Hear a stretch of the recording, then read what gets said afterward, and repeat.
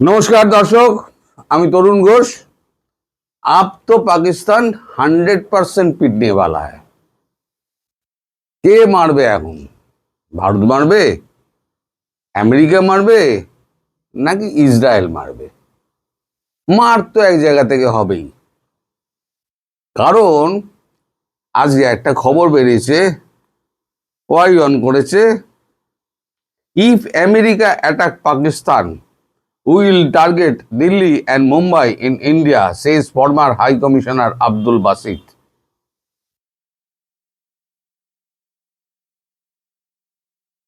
America যদি পাকিস্তান আক্রমণ করে তাহলে পরে আমরা ভারতের মুম্বাই এবং দিল্লি অ্যাটাক করব, বলছে কে? আব্দুল বাসিদ। আব্দুল বাসিদ কে? যিনি আমাদের এখানে পাকিস্তানের হাই কমিশনার ছিলেন, তিনি হচ্ছেন এই আব্দুল বাসিদ। তো তার বক্তব্য হলো, স্টোরি হাইলাইটস দিচ্ছি, স্টোরি হাইলাইটস। তার বক্তব্য হলো, Pakistan former high commissioner Abdul Basit remarks reflects India's approach to attack, Iran's approach to attacking Gulf countries, since it cannot target the US due to distance, and distance এর জন্য টার্গেট করতে পারছে না Iran.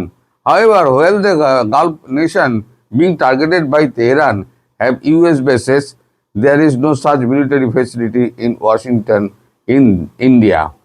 মানে যত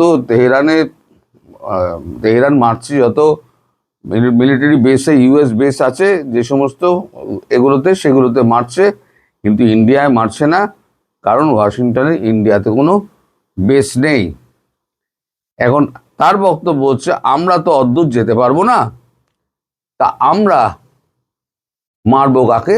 মারবো হচ্ছে ইন্ডিয়াকে, কারণ আমাদেরও মিসাইল আছে, আমরা পরমাণু বোমা মারবো। এবার কথাটা এলো কোথা থেকে? কথাটা এলো, তুলসী গ্যাবার্ড একটা কথা বলেছেন, টাইমস অফ ইন্ডিয়াতে তুলসী গ্যাবার্ড একটা বেরিয়েছে, Pakistan long range ballistic missile could potentially target US, Tulsi Gabbard.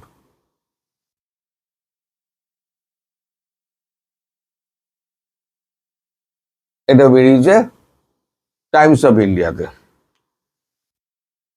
Tulsi Gabbard বলছে, United states intelligence chief Tulsi Gabbard Wednesday told lawmakers that Pakistan long-range ballistic missile development could include missile capability of targeting the US. কারণ USA target করার জন্য তারা range বাড়াচ্ছে। Washington post লিখছে,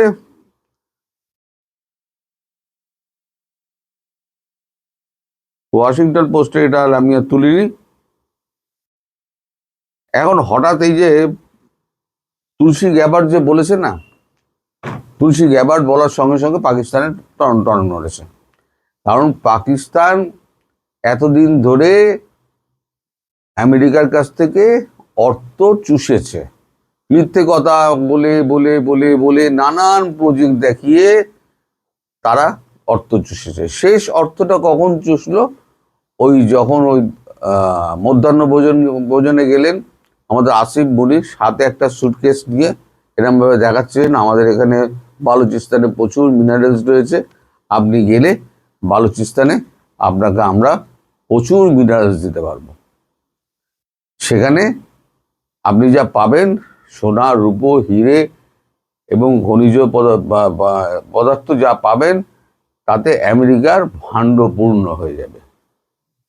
আর Trump তো অল্পতেই লাফান, Trump বেশ খাইয়েছেন দাইয়েছেন, $2 বিলিয়ন দিয়েছেন। এবার দেখা যাচ্ছে যে পাকিস্তান যে ওখানে ঢুকতেই পারছে না, মানে আফগানিস্তানে তো ঢোকাও দূরের কথা, আফগানিস্তান ঢুকে মেরে দিয়ে চলে যাচ্ছে। আপনারা আজকের খবরটা জানুন। আজকের খবর হচ্ছে আপনার একটা লস্করে তৈবার একজন জঙ্গি, তার নাম হচ্ছে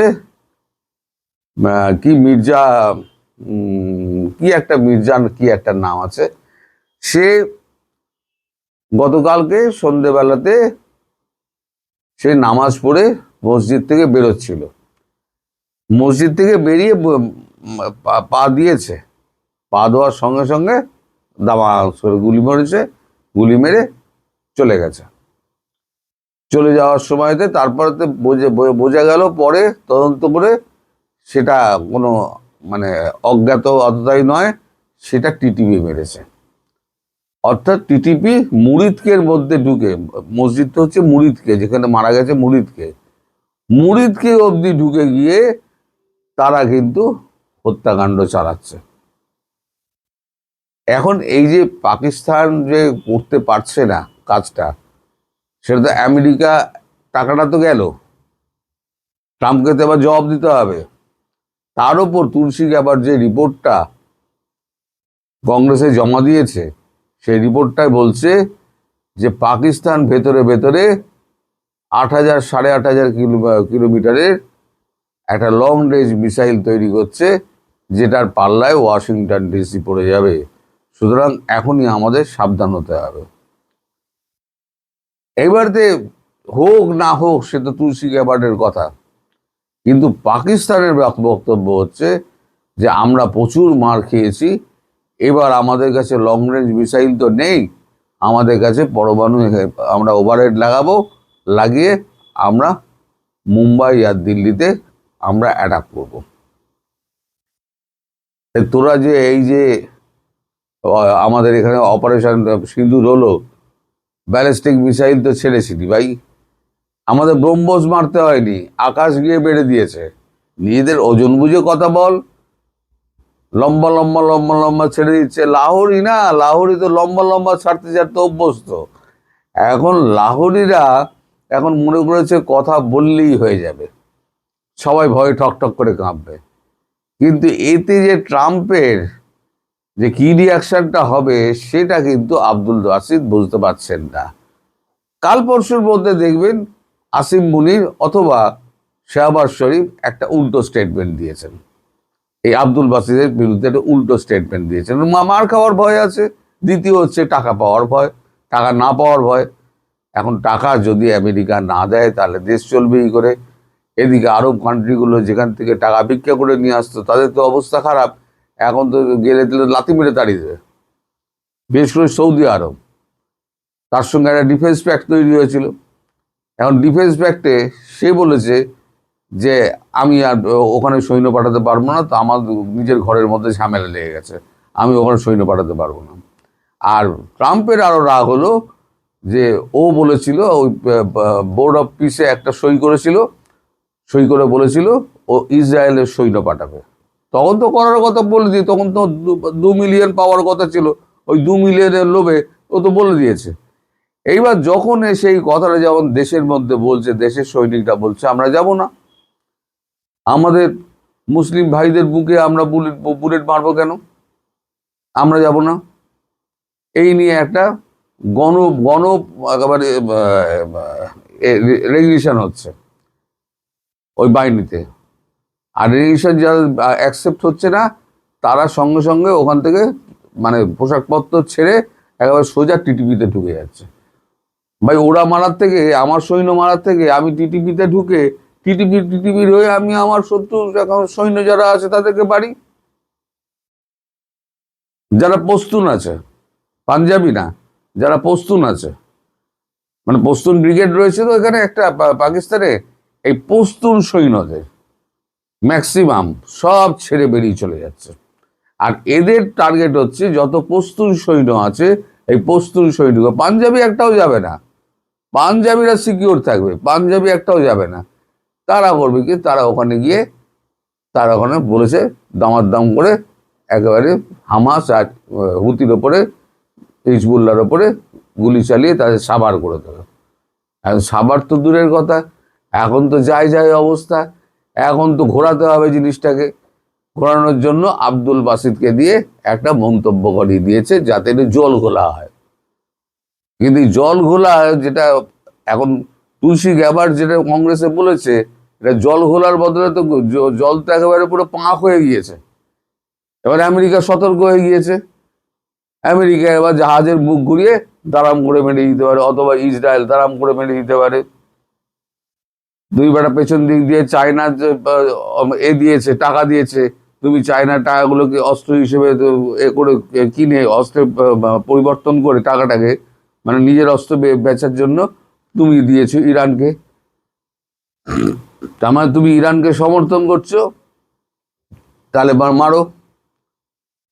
আর ইউএস এর বেস ওখানে রয়েছে, পাকিস্তানে তো রয়েছে ইউএস এর বেস, তা লেজিটিমেট হয়ে গেল মারাটা। এখন ওই জন্য একটা মাল ছেড়ে দিয়েছে বাজারে, একটা গুল। এখন দেখবে যখন দেখবে কাল পরশুর মধ্যে যখন অবস্থা খুব খারাপ হয়ে গেছে, তখন দেখবেন হাত পা তুলে চিৎকার চেঁচামেচি আরম্ভ করে দিয়েছে, আমাদের ভুল হয়ে গেছে, আমাদের স্টেটমেন্টটা ভুল ছিল, একে গলতভাবে ব্যাখ্যা করা হয়। ঠিক এইটাই বলবে, একে ভুলভাবে ব্যাখ্যা করা হয়েছে, আমরা একথা বলতে চাইনি। দেখবেন বলবেই, আমরা একথা বলতে চাইনি, আমাদের কথাকে মানে ভুল ব্যাখ্যা করা হয়েছে।